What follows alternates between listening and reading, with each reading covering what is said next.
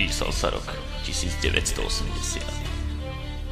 Presnejšie 26. júla, keď svetlo sveta uzrel uznávaný to človek, takzvaný chirurg mobilov, takzvaný človek, ktorý dokáže aj z nemožného spraviť možné, aj zo Sony Ericssonu spraviť Nokiu, z jedného gólu dokonca dva.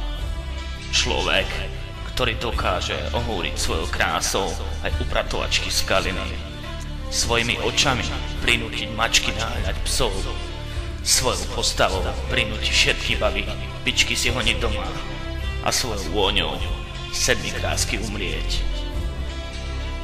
Áno, je to on. Tipujete správne. Robert Korendek je ten človek, čo toto všetko dokáže. A ja si myslím, že Robert by mal byť našim prezidentom. A nemyslím si to len ja. Stojí za ním taktiež Quantum koňov, ktorí svojou činnosťou pomohli na úkor Orangeu, T-Mobile a taktiež aj O2 priniesť Roberta na vrchol. Taktiež kopec vďačných klientov, ktorým v 6630-kách rezonovali slúchatka, kvantum trpezlivých vodičov, ktorí potrebovali kvalitne napálený navigačný systém, ktorý ani pán Boh nevie, odkiaľ Robert zobral.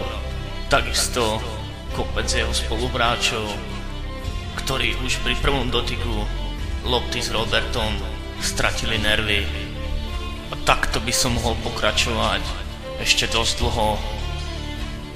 A dosť dlho by som mohol nášho Robertka vychvalovať do nebies. Robert, nahrad, veríme ti.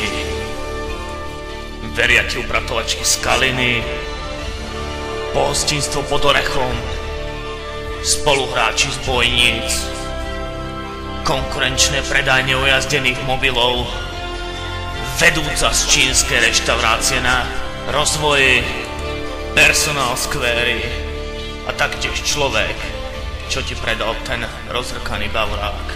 Títo všetci ťa majú radi, obdivujú, držia palce a pri víkendových účtoch taktiež zdierajú. Títo všetci ťa ospevujú.